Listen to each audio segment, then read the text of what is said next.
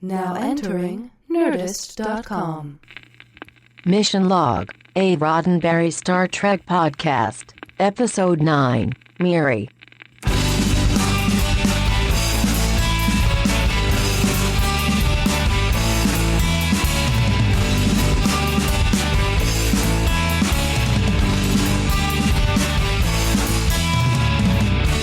Welcome and thank you for joining us on another episode of Mission Log, a Roddenberry Star Trek podcast.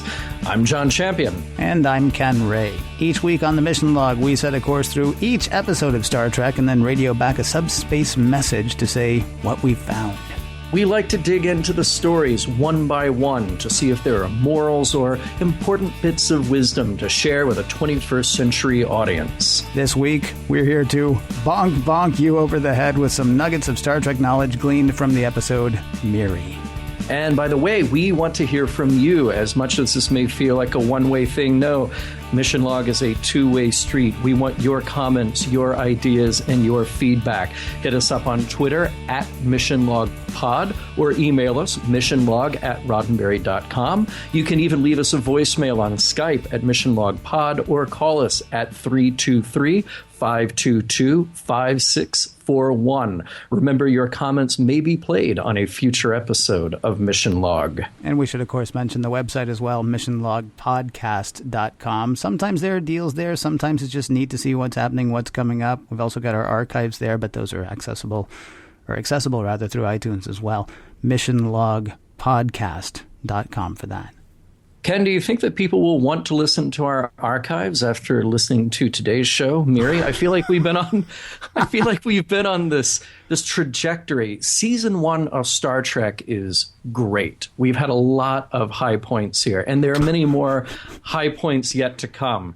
And then I watched what are you Miri. saying? Yeah, I was going to say, I'm not sure what you're implying. Are you saying that, when we answer the question at the end, does this episode stand the test of time, that the assumption is that the answer is going to be yes? I'm going to wait until we get to the end of the episode to answer that question. I'm not sure what you're implying. That's all. Well, we'll find out. I'm saying that, we'll just wait until we get to the end of the episode here. The episode Miri. I do want to mention here that there are a couple of interesting points about this show. There are a ton of celebrity children or children of celebrities in this episode, thanks to the nepotism of the fine people at Desilu Studios. You actually have William Shatner's daughter. I believe she was about 5 years old when she was in this episode. He's holding her toward the end of the episode. Okay. That's the one. You have Gene Roddenberry's daughter, one of his daughters, in this episode. And then Greg Morris, who I'm sure that you know from Mission Impossible. They were shooting just down in the next studio on the Desilu lot, and his daughter was in this. Now, did I see that the woman who played Miri was she was in the original True Grit, I believe. You're right, yeah. Yeah. I can't remember her name. I feel terrible about that. But in fairness, I can't remember the name of the woman who was in the most recent True Grit either, the young woman who was in that. So it's who was nominated for an Academy Award? Yeah, whatever. Yeah, it's John Wayne and Jeff Bridges, and then everybody else is pretty much the cast of True Grit, it seems. I guess Matt Damon was in one of them, too. Probably not the one from the 60s. Right. Kim Darby is the name of the actress. Thank you very much. Who played Miri, and she was in True Grit, and she has a really distinctive look, so you would probably even recognize her today as an adult. She has continued to work throughout the 70s, 80s, 90s, into the 2000s. She had appearances in some horror stuff. She did Halloween, The Curse of Michael Myers. She was in a lot of stuff. She has a very distinctive character look. Although not nearly as distinctive character-wise as our good friend Michael J. Pollard. Yes. I was so excited to see him because he is just all kinds of crazy and just about everything he turns up in. And I'm not saying that about him personally. I don't know personally. But when you get Michael J. Pollard on the screen, you've almost always got fun. Almost always. Yeah.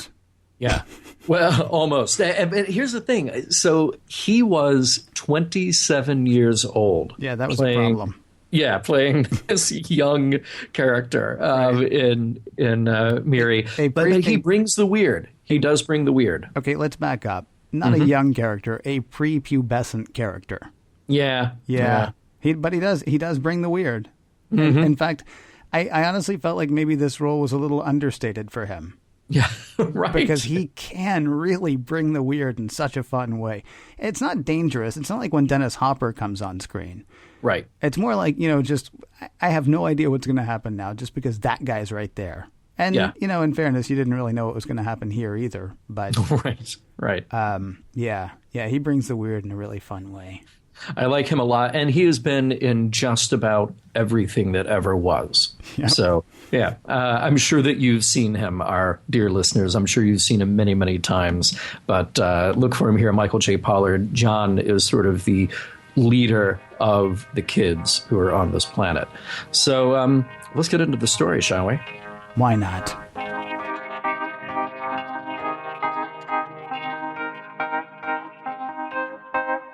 A plague, a planet, a band of truants. Sharpen your pencils, lots of them, as we say hello to Miri.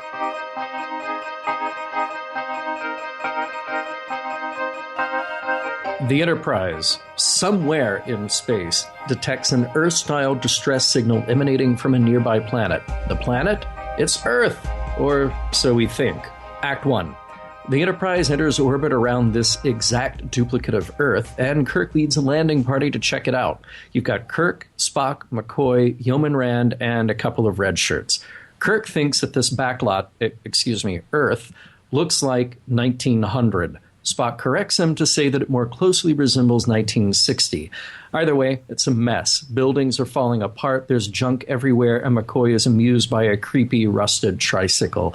Suddenly, a young man runs in to wrestle the tricycle away from McCoy. Kirk easily defeats the rotting, zombie-like humanoid with a couple of punches, and McCoy remarks that the creature is starting to have a seizure. Before they can do anything about it, it's dead, and McCoy's instruments reveal that this poor soul died from a kind of rapid aging. It's as if he aged a century in a matter of minutes.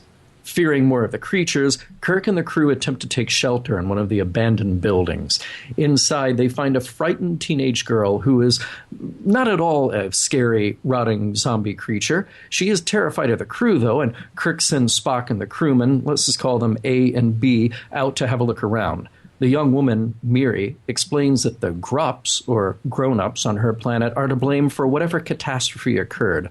The Grups all got sick and died. Miri doesn't understand the details. She actually thinks their ignorance is some sort of game, and McCoy thinks some sort of plague or natural disaster may be to blame.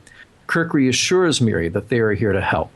Now Kirk's just trying to be nice here, but he's got that charm going on, and Miri is not immune to that either. Spock and the two red shirts are exploring the town ruins, but they are definitely being watched. Children's voices start taunting them, and the three find themselves in the line of fire for rocks and other debris being hurled off the buildings. Spock returns and explains that there are definitely children around, but they scurried away and couldn't be found. Kirk and McCoy think Miri may be able to help them find some sort of records about what happened. Just as Kirk has won her over, Miri notices a purple lesion on Kirk's hand. Now she's even more terrified, saying that she knew this would happen. Act 2. Miri has led the crew to the source of the automated distress call, as well as a trove of information about the mystery illness, which has now spread to everyone on the landing party, except for Mr. Spock. McCoy starts a makeshift lab trying to get to the bottom of this. He orders some more equipment beamed down from the ship, but Kirk puts the kibosh on any more crew members joining them. Spock is going through the papers left behind in this science lab and discovers that the inhabitants of this planet were involved in a life extension program some 300 years ago. Spock postulates that the children remaining on the planet benefited from the research, but somehow it went wrong and killed all the adults. All this occurred about 300 years ago, and Kirk assumes that by reaching puberty, the disease kicks in. Now, that would answer why there are no adults to be found. Rand and Spock also break it to Kirk that Miri might have a bit of an emotional attachment to him. She's growing up, but we all know what happens now when you grow up on this planet. Spock calculates that the life extension experiment stretched out life so that every 1 month equaled about 100 years. These kids are hundreds of years old, but they aren't maturing. They're still children, and they haven't had adult supervision for a few centuries now. Now we get a look at the kids. They're hiding out in an old toy shop, and John is their Estat's leader. He knows they have to get rid of the adults. He guesses there are other grups somewhere since he has seen the landing party talking to them remotely. Kirk and Miri are heading their way, so all the kids hide. But at that moment, a stricken young woman covered in lesions and screaming terrifies the group. Kirk shoots her with his phaser, but even on the stun setting, it kills Louise, who was a friend of Miri's. Miri says that Louise was only a little bit older than she is now. Back in the lab, Kirk's got Miri doing some busy work while Spock breaks the bad news that all the adults' days are numbered. He also reveals that he is a carrier. Even if all the humans die, Spock can't return to the Enterprise unless they can eliminate the pathogen. Act 3. McCoy announces that he has discovered that the disease is essentially a chain of viruses that act upon each other. Kirk says, "Simple, reverse it." The kids start their taunting again, and when Kirk, Spock, and McCoy leave the room, they find their communicators have been stolen. Without contact to the Enterprise, the computing and diagnostic ability of the landing party is severely limited. Tempers flare, and the disease is affecting the crew psychologically as well as physically. Rand has a bit of a breakdown about the lesions now marring her otherwise perfect legs, and she reveals that she has always wanted Kirk to take notice of her on board the Enterprise. Miri oversees this moment and starts to feel left out. McCoy has a bit of a breakthrough, but Miri has run off to Jean and the rest of the kids to hatch a plan to get Rand out of the way as a distraction for Kirk. Act 4. In the lab, Kirk is demanding Miri tell him where Rand is. Spock and McCoy are getting worked up about having come so close in their search for a cure, but it can't be tested without the communicators to call back to the ship for confirmation. Spock says the cure could be a beaker full of death without the right testing. Kirk tries to appeal to Miri's emotional attachment to him to get her to help. He explains that she too is growing up and she will die. He shows her that she too has purple lesions on her arms. Miri leads Kirk again to the kids where they are holding Rand. Kirk puts on his not screwing around face to make the kids listen to him. He's about had enough. There will be no more games, no more adults, no more kids, nothing if they don't get the communicators back. The kids start to attack him, and he shows that he too has a disease just like every other one of them will someday too. They will run out of food. They won't be able to take care of each other. Kirk has taken a beating, and he shows this group of kids that there's blood on their hands now. It's not just a grown-up problem. He pleads with them to let him help. Oh, and Kirk literally throws a kid to the floor. McCoy, meanwhile, is fed up with waiting for Kirk to rationalize with a bunch of kids. When Spock leaves the room, McCoy exhibits some very bad scientific judgment and experiments on himself with the vaccine he has created. He violently falls to the floor. Kirk comes rushing in with a group of kids just as Spock has found McCoy. The lesions are fading away in a good little piece of optical effects work, I must add, and Kirk is relieved to see that the vaccine does work. We'll just assume that McCoy will return to consciousness before too long. Finally, we're back on the Enterprise where we learn that some outfit called Space Central will be providing an education for these little hellions. Rand reminds Kirk that Miri really did love him, but Kirk quips that he never gets involved with older women. Hey, can I just point out something great about this episode? Can you? Yeah, I can. Go for it. We have two unnamed red shirts, and they did not die. I know. When they didn't get names, I think they actually did say their names at one point, but when Spock devolved to calling them guards, because that's how he refers to them, guards. Yeah, like you. Yeah, exactly. I really thought they were going to die, or I thought maybe they were going to die of the advanced decrepitude disease. I thought so too. It would have been maybe too dark to have them die at the hands of a bunch of children. That would have been horribly dark. That would have been awful. And then maybe the disease just, you had to have everybody kind of aging at approximately the same pace. If, however, they kept saying like the oldest person was the one who was going to get it first, and that was obviously McCoy. It was not the guards. Right. So, it would have been weird if they had died at the hands of the disease first. Those kids could not have killed security guards, though, because there are, 15 to 20 of them surrounding Kirk, hitting him. Right. And they bloody him, but he just walks out. Yeah. I mean, once he decides that he's done being hit, he just leaves their little group of people hitting him. Right. Which is kind of, that was kind of, I thought, wow, I would have thought he'd be dead. What does bonk bonk mean on their planet? Right. Right. Yeah, I mean, getting hit in the head with a hammer, I mean, even if it is at the hands of a child, if you've got 20 kids beating you over the head with a hammer, it's... Yeah. Yeah, you got something there. Right. You got problems there, generally speaking, but not these kids, apparently. Well, there's been nobody to teach them how to kill people with a hammer. Oh, well, that's very true. Not for several hundred years. Here's the first note that I took on this episode. Okay.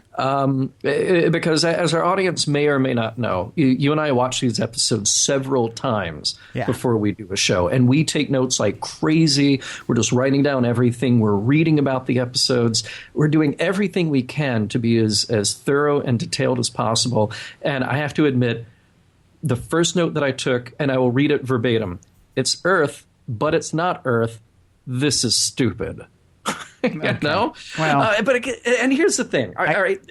So you could go a million ways with that concept. You really could. Yes. I even read a fascinating bit of maybe retconning, like from one of the novels, where somebody speculated, well, what if you have this like advanced alien civilization, you know, maybe not unlike the Telosians, who created this planet as a testing ground, you know, kind of playing with humanity. Because we, throughout this episode, we have to assume that these are human children because the biology is acting like human biology, at least as far as McCoy is concerned. So there's all these ways to go. There's all these really interesting roads to go down with this idea of an exact Earth duplicate elsewhere in the galaxy.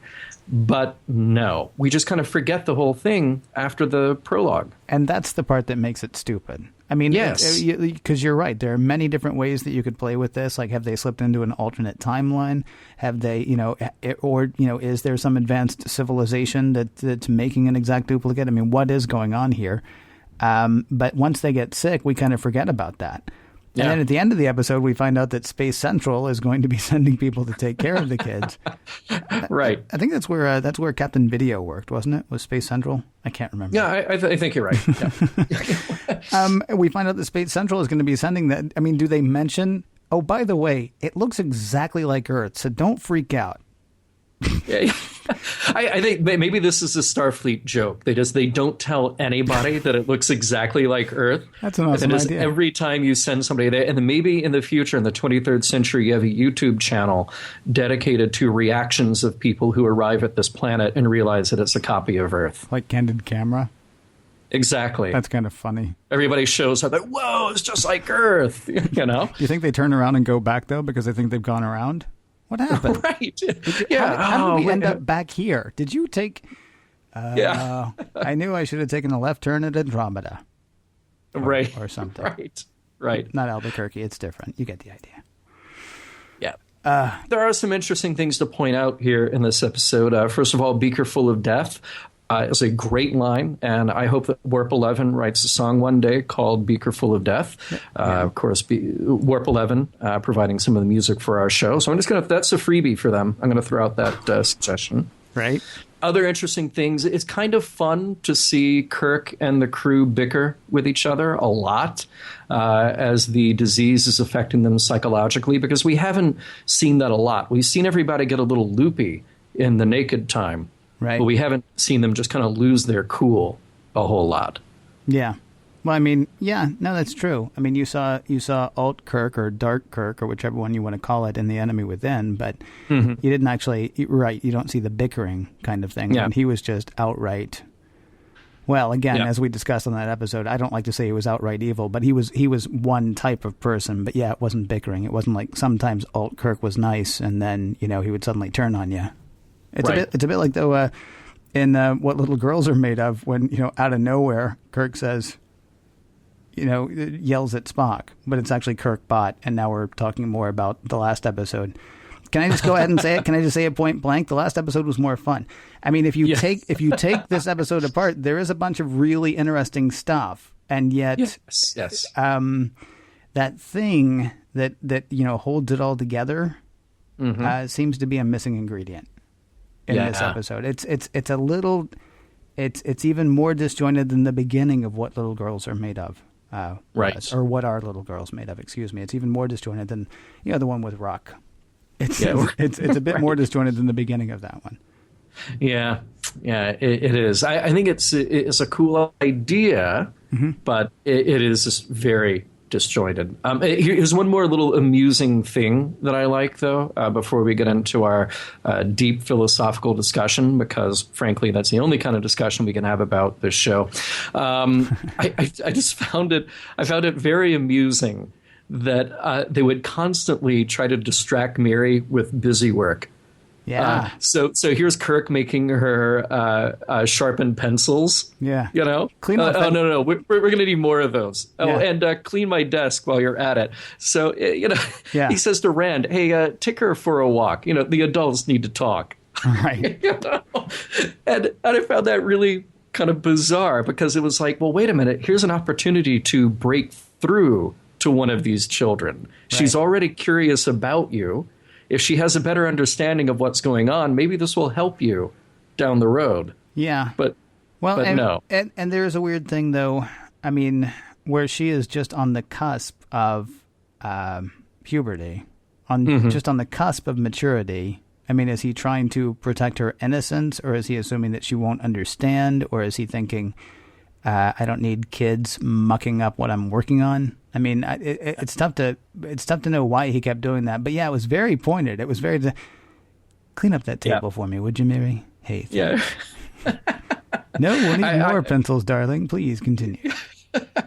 Either way, it's just a whole lot of assumption on Kirk's part, and it seems a little odd. Like, it's kind of funny every time you notice it, but you're like, come on, this girl can do better than just sharpen pencils, surely.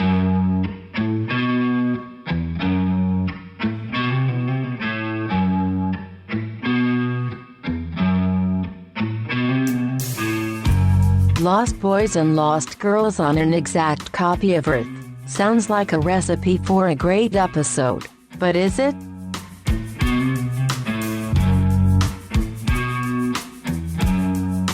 So after a couple of viewings, I would say that there are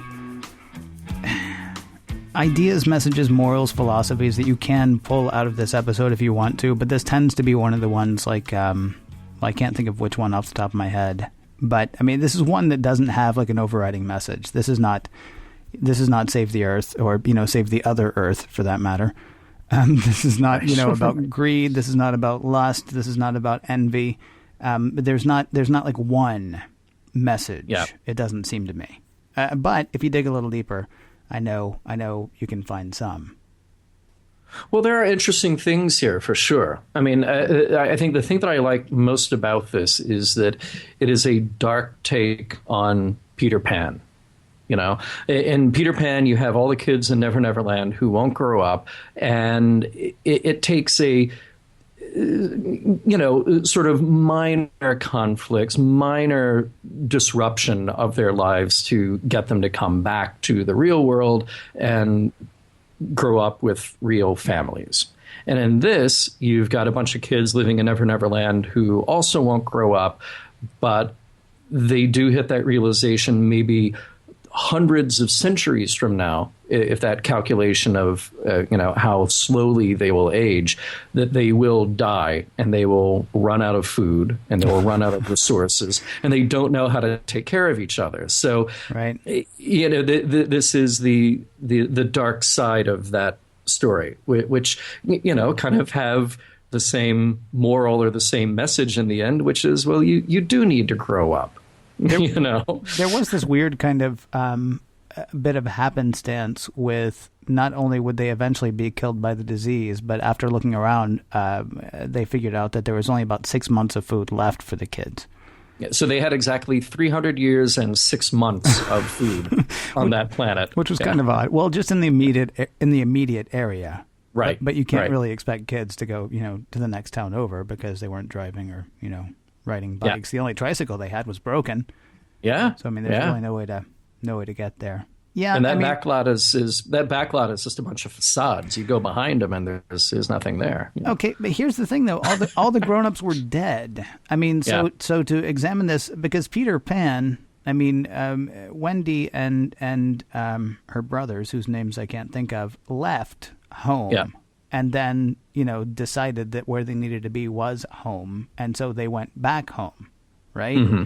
So, I mean, there's a bit of a difference here from Peter Pan. You might actually go Lord of the Flies, although it's not as dark as Lord of the Flies was. It's definitely darker than Peter Pan was. Right. But, I mean, kids sort of left to their own, then having a problem sort of societally or dealing with adults once they encounter them again.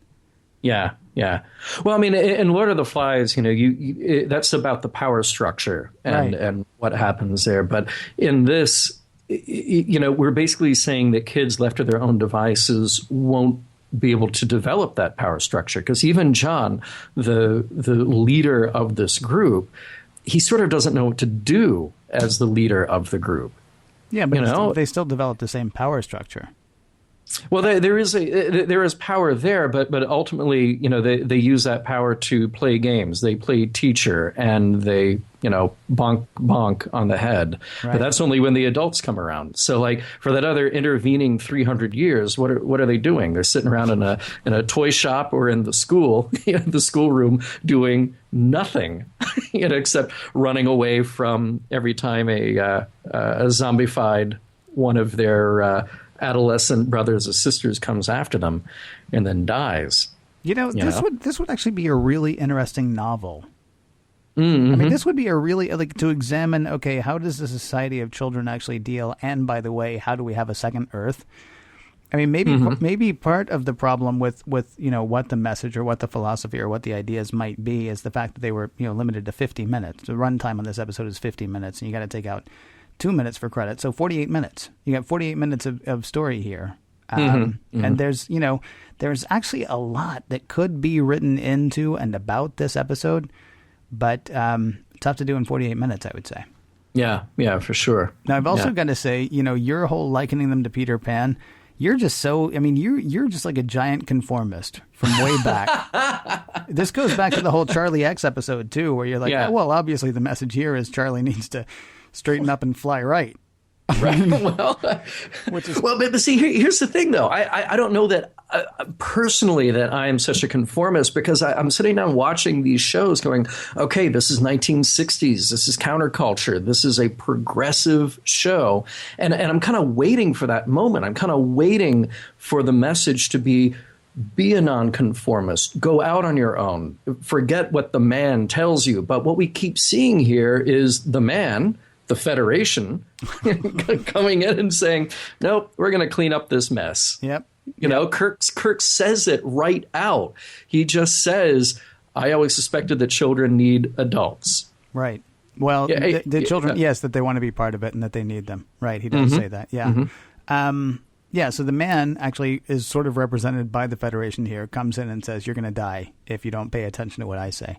Now, right. In this science fiction case, this is absolutely true. But in the historical context, right, of like tuning in, turning on, dropping out, which really didn't hit until 67, and this was 66. So, I mean, it's not going to be a mantra for like another year or two, but it was bubbling up, this idea was.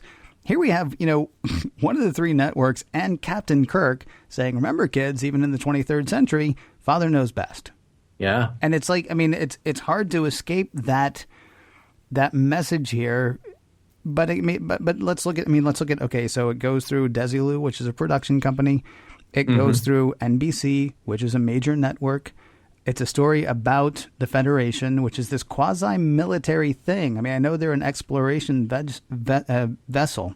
Excuse me. Wessel, as I like to say. Vessels. Yeah. I know that they're an exploration vessel, but they've got a captain. They've got lieutenants. Yeah. They've got a second officer. They've got braids on their arms indicating, okay, do I really have to listen to him? Well, no, he's only got one braid, so I need to listen to the guy with the two braids more. I mean, they're a power structure. They're a thing. They're a thing with a top, and then a whole bunch of like tapering off to other people with less and less power. So You're right. I mean, it's sort of a counterculture idea in that, hey, guess what? We're going to get to the 23rd century without blowing ourselves up. So maybe don't worry quite as much about everything that's on the news. But, I mean, at the same time, I mean, it's still, it's Captain somebody and Lieutenant somebody else. And you know, even if we haven't heard it yet in the series, if there's a captain, there must be an admiral.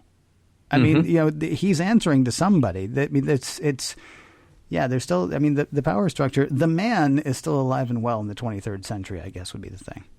Oh, sure. And I would just have to say, though, that maybe this does reveal a love of conformity on my part. But if I was stuck for 5 minutes on that planet with those kids, I would just want to escape back to adult land. I mean, that seemed awful. The kids running rampant with hammers, it couldn't get much worse than that. Remember, although, you would have been a kid. As a kid, I don't know. Maybe, but no, as an adult, certainly not. I think you're viewing it with your 50-something-year-old eyes. Maybe my 50-something, yes. I don't know. But, Kirk puts Rand, he doesn't really put her in her place, but he kind of shuts down her idea when they realize what's going on. And she says, to be eternally young, that sounds like a dream. And then he says, I wouldn't examine that dream very closely. He knows what's up. And he basically is putting the smack down on this idea of living in this sort of eternally young and because of that, eternally immature way. Yeah, but again, he's watching. I joke about you seeming incredibly old whenever we talk about conformity, but I mean he is approaching it with certainly an older set of eyes. I mean, would a kid be happy being a kid for forever? I mean, I knew one kid in the 5th grade who was reading The World According to Garp. Okay, that kid would not have been happy being a kid forever. His best friend and I, when we were 10, I think we were kind of enjoying being 10. So I don't know. When he says the whole thing about I wouldn't examine it too closely. Well, no, because, you're a starship captain. Yeah. You've got years of experience and you've got, things that you've accomplished. But if you're, 6, you like trains. You like playing bonk bonk, I mean, you're not thinking, it'll be much better when I actually have bills to pay. Right. There was one thing that I found interesting about this show, about this episode in particular, as far as messages, morals, meanings, what have you. I find it interesting that for the second week in a row, life prolongation, which is what they called it, the experiment in the episode, life prolongation is what gets us. Right. And what are little girls made of? Dr. Roger Corby tried to cheat death by uploading himself into an android body. That did not go well. Not at all. This week we find all the Grops trying to figure out how to live forever. And instead they make the kids practically live forever, but they kill themselves in doing it. Yeah. Now at the same time. And the kids pay a price for it, though, because when they do die, they die a horrible death. Yeah, that's true. Well, after 300 years. Yeah. So, I mean, the toll's pretty big, but, the journey, 300 years. It's just everything's broken at that point. At the same time, though, to say that, it feels like to say, so trying to live forever is what's going to get us, almost counters the counter-culture argument that the show seems to be making. Why, the whole thing about, well, listen to us kids because we know what we're talking about.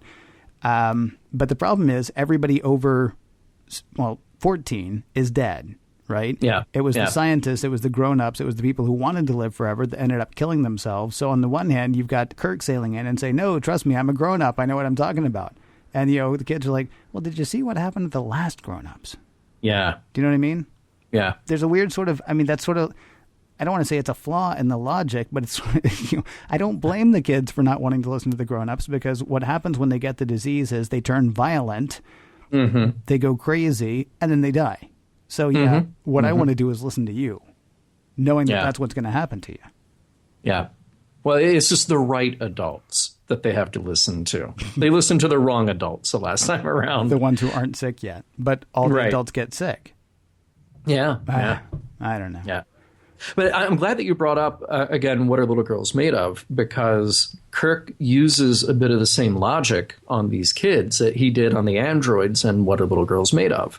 So when all the kids are surrounding Kirk and they're beating him up with hammers and going bonk, bonk on his head, and he turns it around after he does a miraculous escape by walking away, as you pointed out. Right. He basically turns around and he says, look, now you're the ones with blood on your hands. Your perfect little world here where you are kids who never grow up, who never get old, who, at least have a very long time before you die. You think that this is better than life with adults and under sort of a more conventional structure because you think that the adults are the bad guys. Well, look at what you're doing to me and look at what you're doing to yourselves. And that's kind of the same thing that he said to Corby in What Are Little Girls Made Of? Yeah. Your perfect world with these androids who have been programmed to your standards are now turning on each other, killing each other, and they're about to kill you. Yeah. So robot logic works on children, I'm just saying. Don't say robot logic. We cannot re-argue What Are Little Girls Made Of. Okay. We can't re-argue that this week. Go back and listen to last week. If you want to hear me go truly loopy, go back and listen to last week. I will say there was one thing that I did love about this, and it's sort of like if you want to pull out a nugget of hope from this episode or in this episode, no, this was not the message, but this is just one of those things where it's a throwaway thing. It's something that doesn't even, it doesn't even actually come up, but I personally like it. I like the fact that even in the 23rd century, we can evolve in our thinking. We can say, this could probably be a little bit better. How does John thwart Kirk and the away team? So when they've left the lab, the kids go in and steal the communicators because they know that's how they talk to the other grups. Exactly. Yeah. Now, I'm a little confused why everybody took off their communicators and left them on the table, but let's go ahead and let's say that there's a perfectly good reason that nobody is walking around with a communicator, even though they have a little carrier that's right on their belt. Let's go ahead and say there was a good reason for that, okay? Okay. This may have been the moment, or maybe, back at Starfleet when they were reading the report of what happened on this other planet that's Earth, but not really. This may have been when somebody said, hey, you know what? If we made like the badges that they wear, like a communicator, then they wouldn't lose their communicator. Right. And to me, it was sort of heartening. We've got so much wonderful technology at this point. We've got smartphones, we've got tablets, we've got computers, we've got, TVs bigger than most houses at this point. We've got all kinds of stuff. I love the fact, though, that even like when we get so advanced in our technology, there's still a chance to say, but what would make this really good? I like the fact that we're not done. I guess that's what I'm saying. I like the fact that even when it seems like that would be the pinnacle, that's it. There's just no point in even working on this anymore. If somebody said, well, what if we made it blue? Oh, wow, you are not wrong, my friend. I think mentioning smartphones today, I think is the perfect analogy because I think somewhere in the 23rd century, somebody got sick of going out to dinner with their friends and everybody puts their communicator on the table, and then they're going off and then you're like paying attention to it more than you are to your dinner guests. So they're like, all right, forget it. We're going to sew these on. We're going to make it part of the outfit. And then we don't have that problem anymore. Then we can look each other in the eye when we're at dinner. Wow. So it's going to take us another 300 years before we're actually paying attention to each other again? Hey, all those kids on that planet have time.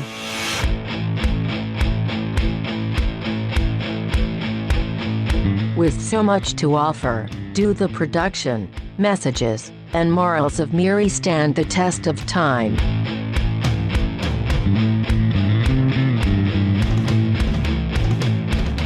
I believe it was Weezer who said, this is beginning to hurt, this is beginning to be serious. 3 questions. Ow. Was there an overriding meaning or moral or message in this episode? And if there was, what was it? I don't think there was a single overriding moral, but I think the 2 interesting things here are, one, the cost of messing with nature, doing this experiment to extend life has consequences. So I think that's an interesting line of logic, an interesting line of discussion to go down. And then the other thing is this question about, do people need authority? Do they need an adult presence? And if so, how much do they need? And what is the right kind that they need? And were these kids justified in distrusting adults? So I think those are the two things going on here. I think they're interesting topics to discuss, but I don't think there is a single moral to be learned out of it. I think there are just mistakes that were made and problems that need to be cleaned up. It's the same cautionary tale. I mean, when you say the whole thing about messing with Mother Nature, it's the same sort of cautionary tale that we get in Frankenstein, that we get in Jurassic Park, that we get in Frankenstein. I mean, that we get from like all over science fiction. Not Terminator exactly, but maybe. I mean, basically just going too far, trying to recreate man or sort of recreate life in our own image. Almost never ends up going well in science fiction. The robot novels by Isaac Asimov seems to go okay in those, but mostly. But well, we've talked about this a lot in Star Trek so far, just in the episodes that we've done, where you have the responsibility that comes along with the technology. So the technology here was a noble one, life extension. Of course, we want to have life extension. Right now on this planet, there are scientists who are working very hard to do that. But either it was deployed too quickly, it wasn't tested correctly, whatever it was that happened in this episode. And then the same thing, again, goes back to Corby and What Are Little Girls Made Of? Maybe not a bad idea. I know your feelings about it. Not a bad idea. Well, you're waiting for the day when we can download you and we will do this podcast for another 1,000 years. Excuse me. Upload me. Thank you very much. Upload you. Sorry. Yeah. But the cost of responsibility that comes along with that is the key thing here. Now, you see, I'm not sure that would actually be the message here, though. It seems to me that the message with Frankenstein, the message with Jurassic Park, the message with this is don't do it. Right? I mean, it seems to me that that's actually, I mean, if you're going to pull that message out, if you're going to say, so we're monkeying with life, the answer doesn't seem to be, okay, but do it carefully. The answer seems to be, no, don't do it, because look what happened when this happened. Victor ended up chasing the monster all across the ends of the earth and they both died. Or, the dinosaur ate the bad guy. Or, they left children alone for 300 years. Well, but here's the thing. So we don't know those scientists, okay? And apparently their level of development had ended in what would be the equivalent of the middle of the 20th century on Earth. Right. But as the viewer, I do trust Spock and I do trust Dr. McCoy. And if they're looking at this and going, okay, they were onto something here. They got it wrong. We need to reverse it. But maybe there's some nugget of wisdom in what these scientists were doing, some piece of their research that we can take back and use when we can do it right. You're going back in universe, though, and I'm talking about outside. Outside, this isn't a self-stable. I mean, outside, this is a, be happy with what you've got kind of thing, it seems to me. Inside, you're right. I mean, inside, you can look at it and say they may have been onto something scientifically, but even if they were onto something scientifically, it doesn't necessarily mean that they were onto something ethically or morally. Right. I don't know. I mean, it strikes me as interesting, maybe even telling, that 2 weeks in a row, not that the 1 week necessarily has anything to do with the other, because we talked about production order versus broadcast order. We've talked about the fact that there are 1 million different writers, not really 1 million, because that would be at least 1 million episodes. But I mean, there are several, writers writing it. And so that we have the same theme from 1 week to the next doesn't necessarily mean this is going to be an overriding theme. But, yeah, it didn't seem to me to be, practice genetics, but do it responsibly. It seemed to me that the answer was, don't do it because it's trouble. Yeah. I don't know. So I'm going to say practice your genetics responsibly. And the other moral here, listen to your parents. That's what they're saying. Listen to the adults. See, I'm not sure. I don't. Yeah. Okay. So then, do these stand the test of time? I know what you're thinking is going to be Boy Scout. Well, Well, yeah. I mean, I think the part of it standing the test of time about the reliance and the reliance on and the wisdom that comes with maturity and comes with a grown up presence. Sure. Yeah, I think it does stand the test of time. See, you joked earlier that it has to be the right grown-ups, but that's actually true. Yeah. I mean, there are all around the world and in this country people who will tell you whatever they think you want to hear so that they can be those people at the head of the table. Right. And I'm not trying to be partisan about it, because I'm not being partisan about it. I believe that is true for Democrats, Republicans, and independents here in the States. And it must be true for other political parties around the world. It's not age is not necessarily maturity. That's the problem. I mean, those kids were living on a planet where people had built buildings, where they had actually had children, where they presumably had families and social structures like we have, here on Earth today, or like we had on the Earth in the 1960s. And they blew it. They killed themselves and they wrecked the society. So, I mean, it can't just be conformity. At the same time, it's just luck of the draw that you ended up with Kirk showing up. What if the Romulans had found that planet? Or what if the Klingons had found that planet? Or what if Harry Mudd had found that planet? I mean, seriously, it's not, I mean, it's to say, I mean, it's not just about trusting authority, but it's about, the right authority in a way. Right. Because the authorities that were there were right until they killed everybody. Mm-hmm. And even though they didn't mean to do it, even if they had the best of intentions, they still killed everybody. So I don't, I think you have to parse down what that moral is going to be, and having to parse it down so much, I'm not sure. I mean, just trusting authority cannot be it, because there have been too many times over the past, however many years we've had authority, there have been too many times where authority has been abused by the people who hold it. And so just to say, trust your elders, I mean, no. I think that was the 1950s and 1960s and before that idea. But I'm not sure if we're going to say just the blanket is maturity equals maturity, or age equals maturity, or longevity equals maturity. No, disagree. No, and I totally agree with what you're saying. I think the more accurate thing for me to say or to have said is that there has to be a maturing influence, and whether that is something that those kids find on their own or as a collection of their experiences. But the problem is those kids will never experience anything beyond simply playing their stupid games. Yeah. So, you're absolutely right. I mean, it has to do with the right kind of influence and multiple influences. We have no idea what's in store for them at Space Command, where they're going, but they are lucky that Kirk found them and not Harry Mudd. Yeah. Although it might have been a very interesting show if a bunch of Klingons had found them. I don't know. Well, I mean, then you've got the whole, possibility of using the contagion against the humans. I mean, and again, I mean, should we do the thing? Does this production stand the test of time? Oh dear, oh dear, oh dear. Yeah, neither of us wants to do it, and I think we all know why.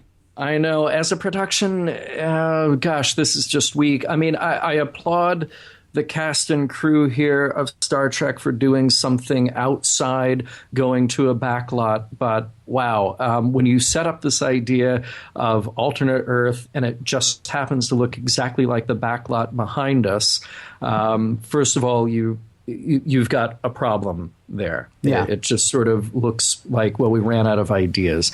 The makeup is mostly pretty bad, but I did give a shout out for the effect, and it's a very, very simple effect. It's the same kind of Jekyll and Hyde or werewolf effect, the transformation at the end when you see the lesions start to disappear from McCoy's face.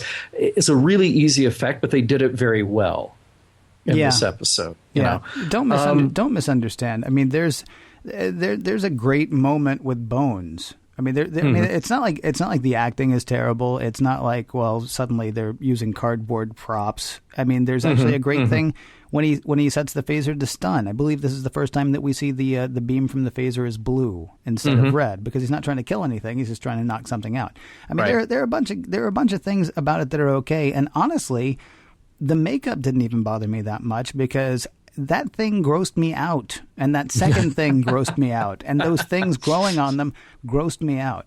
Yeah. Where this episode becomes fun, it seems to me, is in thinking of all of the possibilities that they could have done. Like if you want to, as you say, retcon. It's not a term that I use very often, but if you, or fan fiction or whatever you want to say, if you want to start someplace that gives you a million places to go, you could start with this episode. Because, okay, second Earth, really? Or, okay, what if the Klingons did find these kids? Because then, assuming that they've got the intelligence, maybe you want the Romulans to find it if you want a good story. I mean, somebody who's smart enough to say, this contagion could be used against the Federation. Yeah. I wonder what that would be like. Or, try harnessing whatever from the kids. Find somebody who actually, does it right, if you want to use the right and wrong as far as what the scientists have done in the past. Right. So, and then the other thing I'll say is we obviously both like Star Trek. So to say something bad about an episode is not to say, that Star Trek is bad. That said, this episode does not work. I mean, it just, and I wish it did because I want everyone to work. But Kirk, you mentioned in the thing with, about how Miri is developing feelings for him. Do you want to know why? Because Kirk is hitting on Miri. Yeah, it's a little weird. He's sort of, at the very beginning, it looks like he's doing the nice guy thing, like, "Hey, I'm your friend. I'm just trying to talk you down. I'm trying." But then you have the dreamy lighting on him, and you have that little bit of sweat on the brow. And when he finds her in the closet is the only time that I thought he was just being friendly with her. And when he takes her and sits her in the chair, but then when he comes back and he sits on the arm of the chair and he says, "Hey, what's your name?" You're a very pretty girl. I'm Miri. He's like, "Oh, that's a very pretty name for a very pretty young lady." You think I'm pretty? I think you're 12 and a half. Yeah. I mean, you're supposed to be prepubescent, and obviously the character looked a little bit older than that, but she's a little young for Kirk. And he immediately, now granted, it's one way to maybe disarm her. It's one way to get her talking. It's creepy. And it doesn't quit being creepy the whole way through. I mean, and even if the rest of this episode was as tight as a drum, even if everything in this episode worked, that 1966 30-year-old guy, or however old Shatner was at the time, hitting on what is supposed to be a 13-year-old girl, not going to fly in the 21st century. I mean, just not for a minute. Right. Is that going to fly with an audience today? It is strange. It's like he has one mode when it comes to his interaction with women, just to turn on the charm. But then it's very odd because when he's with Yeoman Rand, at first it's very businesslike, but then she exposes that she's had these feelings for him, which we've seen pieces of throughout preceding episodes. And then I always try to get you to look at my legs, which just seems very out of place. I understand you're dying, she's going crazy. No, she's going crazy too. I mean, don't forget the contagion drives them mad while it's killing them. Very so true. I mean, she's going to say things that she wouldn't necessarily, normally say. Again, sort of like what happened in The Naked Time. Right. I mean, all of a sudden they're confessing things that they, really shouldn't. Yeah. But they're crazy. But it is that. So the production side of the story here is that Yeoman Rand was part of the crew, and Grace Lee Whitney, the actor playing Yeoman Rand, left the show very soon after this episode for numerous issues, problems that came up, and you can read all about that in her book. We won't get into the details here, but it's kind of too bad because we had. Was it in The Naked Time?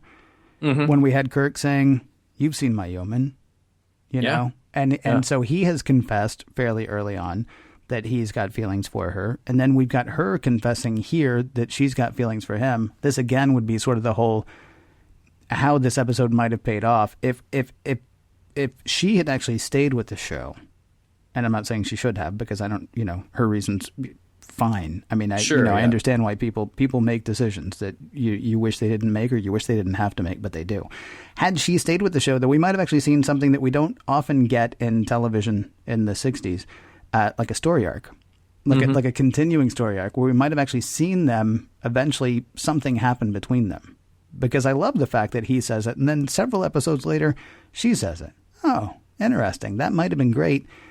Except, of course, well, this episode is, I don't know if this is her last episode as far as broadcast goes, but as far as working with the show. There is another episode that she appears in briefly, but I think this is her last big moment. And you know what? I have to say that I think that we avoided a jump the shark moment here, because you could only keep this thing going on for so long, where it's this seething bit of intrigue that he really likes her, she really likes him, but his duty is to the ship. And then the show becomes about that. And we don't want the show to be about that. We understand that Kirk's loyalty is to the ship, and it plays out every now and then. But I think that would be too much of a distraction to have it there all the time. I don't know. I think it helped us avoid that. The jump the shark moment, I think, would be when they had the baby. It's when Superman tells or Clark Kent tells Lois Lane that he's Superman, and then look what happened to Lois and Clark. It's all downhill after that. Right. So I think we avoided that with Star Trek, fortunately. So sadly, I mean, I think we have to say, unfortunately, no, this episode doesn't stand up today. No, I'm afraid not. I think that we were kind of on a roll here, and when we were looking at what Our Little Girl's Made Of, like, I like the parallels between that story and this story. Yeah. And if you look at what Our Little Girl's Made Of as an interesting story about androids, and you look at this as an interesting story about children run amok, okay, cool. But all the great things about where we've been and what we just saw and what A Little Girl's Made Of kind of, it takes the wind out of the sails when you watch an episode like Miri. But as we found, there are some meanings, some interesting intellectual ways to discuss the show, going back to what we did say, talking about authority, talking about wisdom, talking about playing around with Mother Nature, the dark side of Peter Pan. I think all of that is interesting stuff. It just didn't work as a production, unfortunately. Yeah, it's kind of a drag. But hey, we got another episode next week, so roll the dice and take your chances. That's right. And if people disagree or agree with us, where would they find us, Ken? I have no idea. Oh, wait. They can comment on one of our episodes or an idea. About this one, about, one from the past, maybe one that's coming up. We do want to hear from you. Twitter would be a great place to do that. The screen name is @MissionLogPod, @MissionLogPod, if you want to follow us there. And, of course, shoot us a thing and we'll shoot you back. Or you can email us, missionlog@roddenberry.com. missionlog@roddenberry.com. You can also leave us a voicemail on Skype at missionlogpod, or you can give us a call, 323-522-5641. That number again, 323-522-5641. Your comments may be played on a future episode of Mission Log. Next week, Star Trek gets psychological. It's Dagger of the Mind.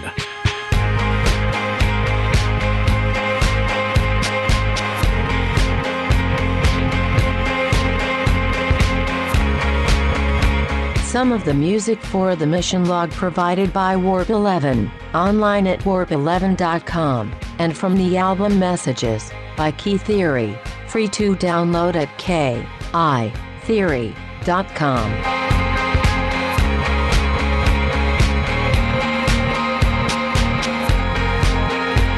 I wonder if Space Central is hiring.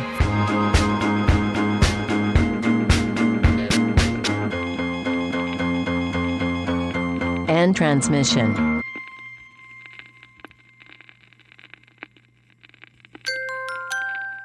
Now leaving Nerdist.com.